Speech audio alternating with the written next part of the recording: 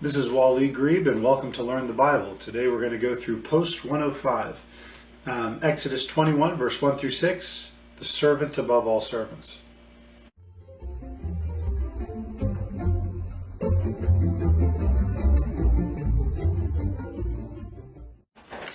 So Israel had received its famous Ten Commandments defining sin and the altar that would be needed to pay for when they broke those commandments. Now they're starting to receive judgments on day-to-day life regarding social behavior and social interactions.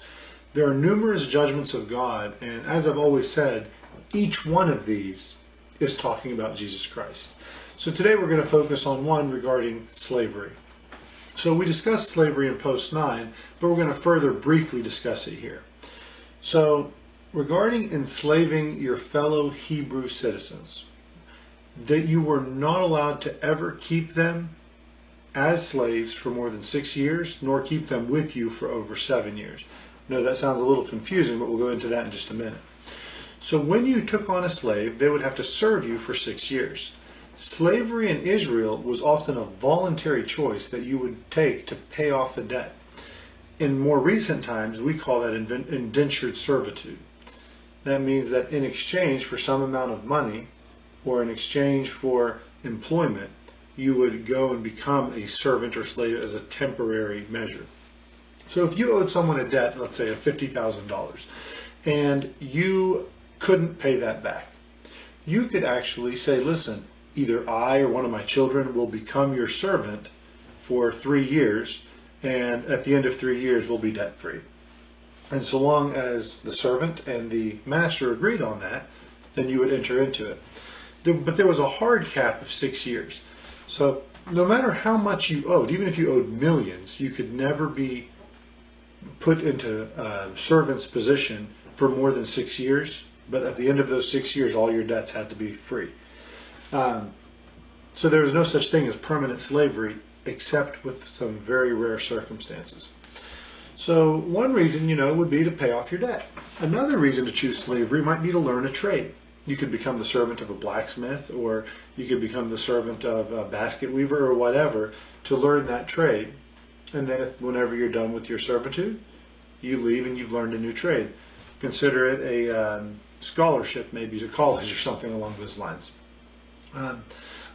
Well, during that 7th year, the slave was released with all that they had come in with. So that means if you came in with your own belongings and your own stuff, you left with your own belongings and your own stuff. Nothing that you accumulated or were able to obtain during your slavery was allowed to go with you. Because remember, you belonged to that master. So if you came in with a family, a wife, kids, or just a wife, then you and the wife and any children you had get to leave. It was the response, but of course that was a big issue for the slave owner, because when you entered into their service, that slave owner became responsible for treating you right, providing you food, providing you shelter, providing for your family. So it was a part of the responsibilities of the slave owner to provide for the family of the slave. Well, during some circumstances, the slave would actually be of marrying age, but come in single. They would enter their slavery single, but during the period of time they're enslaved, one of two things would happen. It may be that they fell in love and they wanted to get married, didn't want to wait till the end of their service. Or it might be that they really, really enjoyed living with their master. Think back to Abraham, who had a servant called Eliezer. Eliezer served Abraham, it would seem like all of Eliezer's life. And when Abraham died, he was going to become Isaac's servant. And when Isaac died, if Eliezer was still alive, he'd become Jacob or Esau's servant. The point is that some servants chose to dedicate their lives to masters they loved. We'll get into more of that in a moment. Now let's say during your service, you fell in love with someone, right? If you fell in love with someone, to get married was an expensive ordeal. It wasn't just a matter of going to the courthouse, signing some papers, and getting a license. It would be something we call a dowry. You would have to go to the family of the bride and provide them with some measure of gifts to see if they would accept your proposal of marriage. Now you have a problem as a slave, because usually the reason you're a slave is because you have no money, you're in debt.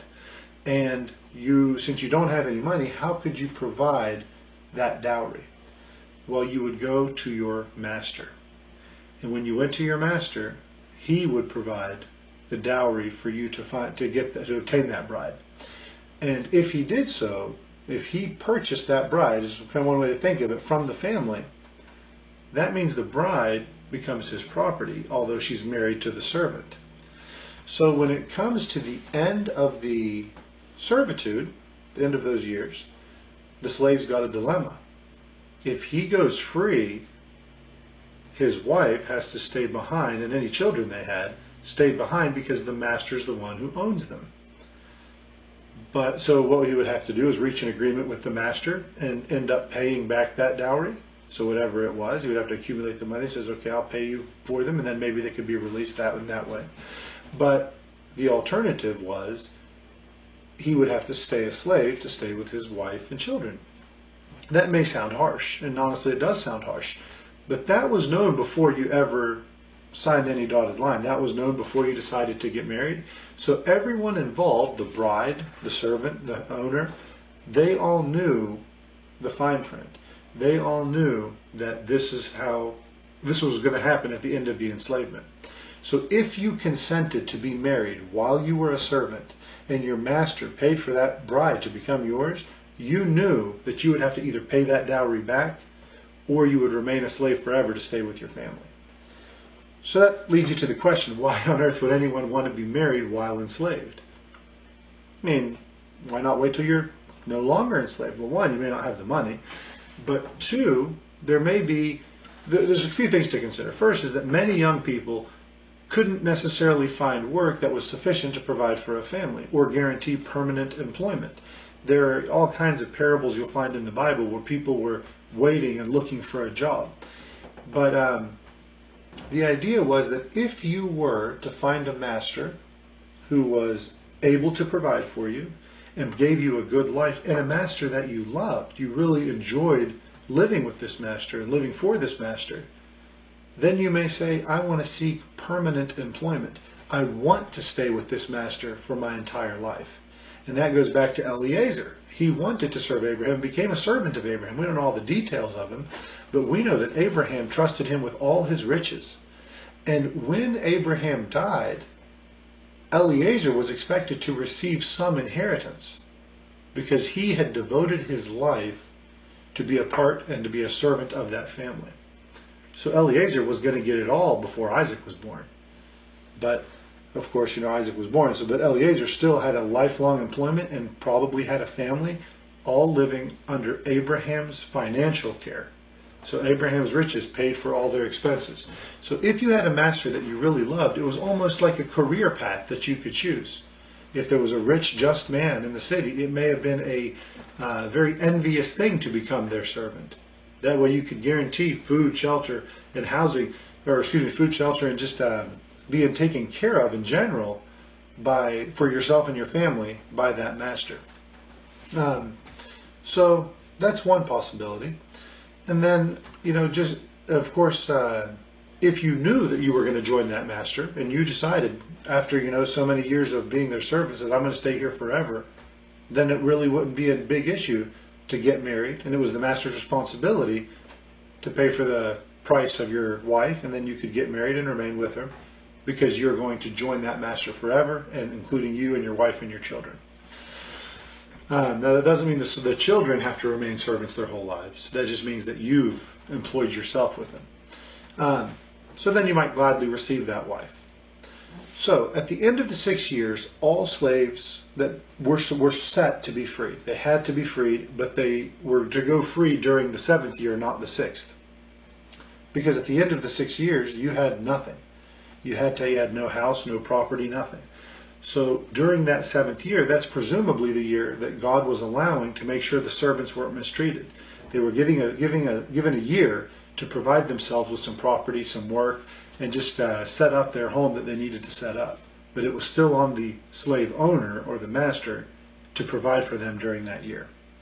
So what happened if you did get married during your slavery and you decided to stay with your master? What was the process that was necessary? So the process to get married, to remain with your master, involved, number one, you had to publicly declare that you loved working for your master. You loved your master, and any family that you've acquired from him, you love them, and you want to forever remain as a servant to your master so that you can stay with this bride. So then you were to go forth to the judges, and at the judges you were to declare all this before them.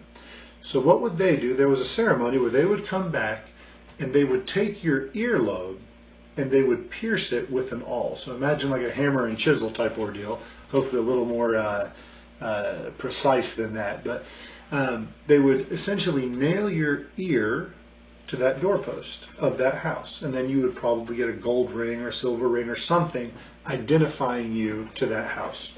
So you definitely had to read the fine print before entering slavery in ancient Israel and making any major life decisions while enslaved. So if we pause here and think, well, what does this have to do with Jesus Christ? Well, number one, we know that Jesus Christ is the eternal God. We know that he chose, even though he was a divine being way above anything we can consider, he chose to enter his creation and become a man, and not just any man, the least of all men. He didn't come as the child of a great general or a king or some emperor. He didn't come as a Caesar. He came as a poor man's adopted son and the daughter of a young woman, the son of a young woman named Mary. They were very poor, and the way we know that is when they went to offer their sacrifices at the temple, after Jesus was born, they offered turtle doves. The turtle doves was an offering of the poor. So he was the least among men. He submitted himself to the work of God as a servant. During his work on earth, his death, his burial, his resurrection was all performed for what? For those that he loved. All who accept him between his resurrection and his return, during that time period, his resurrection occurred around 33 AD, and his return is coming soon to a city near you called the Rapture. They are part of what we call the bride of Christ. When the time came after his resurrection, Jesus had to return to his divine nature. But if he were to go to his divine nature, he would return to outside of creation. Jesus did not come and redeem us so that we could live in heaven without him. He came to redeem us so that he could live forever with us in heaven and in a new earth. But in order to do that, he had to stay a human for all eternity. He publicly declared his love for us. He went down and he told the world, I love them. And he showed that on the cross, right? And if you wonder about, how did he show his love? He got these scars that will never heal. He did not return to just being a God. He returned to being God in the form of a glorified man. And he'll be asked about his scars one day. And then whenever we ask him, where did you receive those scars? Because in eternity, we don't know what we'll remember, what we'll forget about his great sacrifice. I pray that we always remember how much he loved us. His only answer is going to be, these are the scars I received in the house of my friends. He did that for you and me.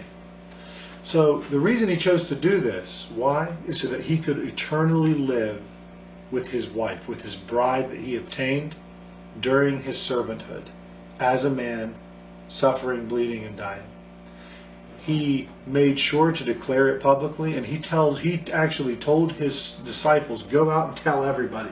Tell everyone in the world. Make disciples. He wanted everyone to know that he loves us. And while he received the piercing of the nails, right, and the spears, he had that one piercing left that would remain with him forever, marking him as a servant. So he actually, whenever you go to Hebrews chapter 10, verse 7 to 10, there's a quote from the Old Testament, from Psalm chapter 40. And that quote tells us that it's Jesus Christ who's talking in Psalm chapter 40. But in that Psalm chapter 40, Jesus says something that was very interesting. He says that they have opened or digged my ears. It means like severely pierced my ears.